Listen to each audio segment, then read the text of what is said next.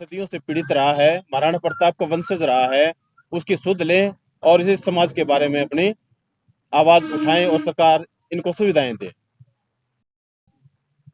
तो जिस तरह से आज लाले ने पढ़ाई की है, इस तरह से कोई और जो लड़की है, उसने भी पढ़ाई की। अभी ये लाली हमारा पहली लड़की है जिन्होंने बीएससी फर्स्ट क्लास से पास की है। इसके अलावा हम जहां भी जाते हैं, हमारा एक सामाजिक संगठन है गाड़ी लोहार कल्याण संघ, उसके माध्यम से सभी हरियाणा के सभी जहां पे ये लोग हैं रहते हैं वहां जाते हैं और मोटिवेशनल कैंप लगा करके उन बच्चों को जागरूक करने की कोशिश कर रहे हैं कि भी आप बेटा पढ़ो, और पेरेंट्स को भी ये कहते हैं कि भी अपने बच्चों को पढ़ाओ, आपको सुविधाएं सरकार द्वारा दी जाएंगी और संघ द्वारा भी आपको पूरा सहयोग दिया जाएगा। और समय समय पर आप कोई सामाजिक संस्थाएं हैं वो भी हमारा कोऑपरेट करती हैं, कहती हैं कि भी आप इन बच्चों को पढ़ाए, हम आपके साथ हैं। क्या सरकार का नुमाइंदा कोई आज तक आपसे मिलने के लिए आया? सरकार का कोई नुमाइंदा हमारे पास नहीं आया। हमने काफी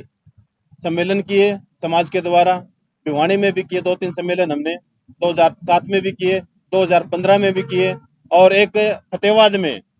विमुक्त घुमंतु जनजातियों का बड़ा सम्मेलन हुआ था, उसमें भी हमारी हिस्सेदारी काफी थी। और खट्टर साहब ने कहा था कि इन जातियों के उत्थान के लिए हम अलग से बोर्ड बनाएंगे, जिसको डीएनटी बोर्ड कहा जा रहा है। वो डीएनटी बोर्ड भी क्या है, कुछ नहीं कर पा रहा है इस समाज के लिए। क्या कोई संस्था या गैर सरकारी संस्था या सरकारी संस्था आपकी हेल्प के लिए आगे आई? हाँ, अभी एक संस्था हमारी लाली को सम्मानित करने के लिए आज आ रही है, जो कि रोहतक से है। 2 दिन पहले क्या नाम है संस्था का? सर, जियो जियो संस्था है। 2022 आ चुकी है। नरेंद्र मोदी का एक बयान जो वायरल हो रहा है कि 2022 में हर व्यक्ति को पक्का मकान,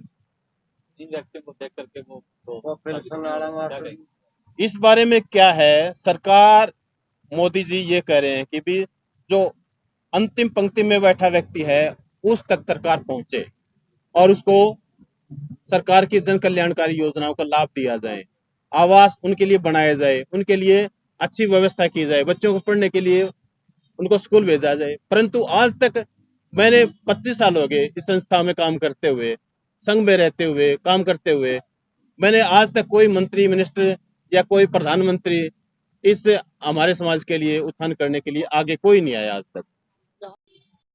हमारी एक संस्था है गाड़ी लोहार कल्याण संघ के नाम से,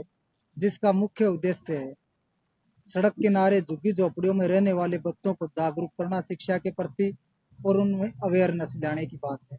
तो जब हमारा यहाँ आवागमन हुआ तो हमें पता चला कि इन झुग्गी झोपड़ियों में रहने वाली हमारी बहन, हमारी बेटी लाली, और जिन्होंने बीएससी प्रथम श्रेणी से उत्तीर्ण की है, तो हमें बहुत खुशी हुई और हमारी संस्था ने बेटी लाली को सम्मानित किया। और आप जैसे पत्रकारों ने भी फिर उस माध्यम से ये इस खबर को फैलाया, तो अनेक सामाजिक संस्थाओं ने भी सहयोग करने का आश्वासन दिया और अपना हाथ आगे बढ़ाया। परंतु मूलभूत समस्या इस समाज की ये है कि स्थायी आवास न होने की वजह से न तो ये अपने जो कागजात हैं जिनका प्रयोग करके सरकार की जितनी सुविधाएं मिलती है उनका भी लाभ नहीं ले पाते, क्योंकि दर बदर भटकते रहते हैं। हमारा जो पुश्तैनी काम था पहले, वो भी अब खत्म हो चुका है। इसलिए सरकार को चाहिए कि सबसे पहली जरूरत तो इन लोगों को आवास देने की है, उसके बाद दूसरी जो सरकार की योजनाएं हैं, जो लाभकारी योजनाएं हैं, उनका लाभ उसके बाद ही मिल सकता है। क्योंकि स्थायी निवास नहीं होगा तो इनके मूलभूत जो दस्तावेज है, जैसे आधार कार्ड है, पहचान पत्र है, परिवार पहचान पत्र है या बैंक अकाउंट है, वो नहीं खुल पाता। कागजात न होने की वजह से किसी भी सरकारी जो सुविधाएं सरकार मुहैया करवाती है उनका लाभ नहीं ले पाते। और जैसे ये बेटी गुड़िया है, अब चलो हमारी हमको बीसीए में ही जगह है, तो एक बच्चा इन झुग्गी झोपड़ियों में रह के इतनी कठिन मेहनत करके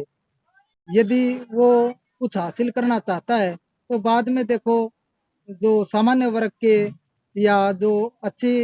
सुख सुविधाओं वाला बच्चा है, तो उसका मुकाबला ये बच्चे नहीं कर सकते। इसलिए सरकार को भी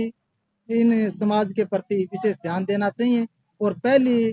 तो इनके स्थायी निवास का ही प्रबंध करना चाहिए, ताकि दूसरी मूलभूत सुविधाएं तो बाद की बात है। तो मैं सरकार से ये कहना चाहता हूँ कि सरकार इस बारे में, जैसे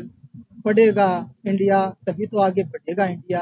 तो शिक्षा के प्रति भी सरकार को विशेष इन बच्चों को रियायत देनी चाहिए, सुख सुविधाएं देनी चाहिए अन्य बच्चों की अपेक्षा। और सबसे पहले काम इनका स्थायी आवास का करना चाहिए, ताकि एक निश्चित जगह ठहर सके और अपने बच्चों को पढ़ा लिखा सके। एक निश्चित जगह न होने की वजह से आज डेरे यहाँ है, 2 दिन के बाद आगे जाएंगे, और जगह निश्चित न होने की वजह से कोई जो दस्तावेज हैं वे भी कोई, जैसे सरपंच है, मेंबर है, वे नहीं बना पाता, और न हम उनको ज़्यादा कह सकते, क्योंकि वे बोलते हैं भाई आपका निश्चित ठिकाना है ही नहीं, आपके रहने के लिए सुविधाएं नहीं है, आपका कोई जगह ही नहीं निश्चित, तो हम दस्तावेजों पर कैसे हस्ताक्षर करते हैं। तो सरकार से यही निवेदन है कि सबसे पहले यदि समाज का भला करना चाहती है तो सबसे पहले इनके आवास का प्रबंध करे, स्थायी ठिकाने का प्रबंध करे, ताकि उसके बाद ये सरकारी योजनाओं का लाभ ले सके। सरकार से यही गुजारिश है।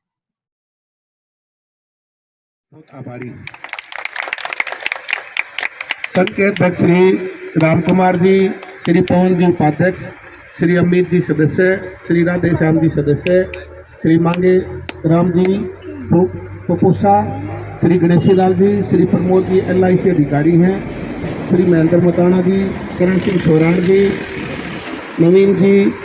राजकुमार लाडवी जी, नथू राम जी, अनिल कोहली जी, और ये हमारी बहन मंजू जो राजस्थान के बॉर्डर से आई है, इसका भी मैं बड़ा स्वागत करता हूँ और आप धन्यवाद करता हूँ। देखो, आप लोगों ने अभी ये गुड़िया बता रही थी और ये भाई साहब बता रहे थे कि अकेले यहाँ आप तो सामने बाहर के गांवों से भी और शहरों से भी आप लोग आए हुए हैं। देखो, हमारी ट्रस्ट का उद्देश्य है कि हम जो भी सांसारिक जीवन में गरीब आदमी है, जो भी गरीब आदमी है, वो किसी भी कम्युनिटी का हो, चाहे वो लोहार हो या किसी भी जाति या धर्म से भी हो, हमें किसी ना तो धर्म से परहेज है ना किसी जाति से परहेज है। हमारा काम है जब गरीब का कोई भी बच्चा और वो किसी चीज में आगे निकलता है, चाहे वो खेलों में निकलता हो, चाहे वो पढ़ाई में निकलता हो या वो किसी और क्षेत्र में आगे निकलता हो, तो हमारे ट्रस्ट का उद्देश्य है कि हम उस बच्चे को प्रोत्साहित करते हैं और जो हमसे बन पड़ता है वो उसकी आर्थिक रूप से भी सहायता करते हैं, और जो भी हम उसका सम्मान करने का प्रयास करते हैं वो हम करते हैं। और आज से नहीं करते, हमारा ट्रस्ट अब भी कम से कम 100 से ज़्यादा बच्चों को पढ़ा रहा है। और वो बच्चे, मुझे ये भी नहीं पता वो बच्चे किस जाति से हैं, किस धर्म से हैं। हमारे ट्रस्ट का उद्देश्य है जो गरीब आदमी है, जो इस मैट की मिट्टी के नीचे पड़ा आदमी है, ये गरीब भी है इस मैट की मिट्टी के नीचे, और वो जो आदमी वहां से निकल कर जब ऊपर आता है ना, तो वो बहुत ज्यादा जब भी किसी पद पर बैठता है तो वो विकास के कार्य भी करता है, और वो किसी जाति विशेष को ना देखते हुए गरीब आदमी का काम करता है, गरीब के साथ योजनाएं बनाता है। इसलिए जो हमारी ये बेटी है लाली, इसने अभी यहाँ से जो BSc की है, इसके लिए हम अपनी ट्रस्ट की तरफ से 5100 रुपये का योगदान इसको हम दे रहे हैं। और इसके अलावा ये बच्ची जहाँ तक भी पढ़े, डॉक्टरेट करे या BSc नर्सिंग करे या जहाँ भी करे, इसकी टोटल पढ़ाई का खर्च मैं उठाऊंगा बिल ट्रस्ट की तरफ। आपने आज के बाद इसकी पढ़ाई के रूप में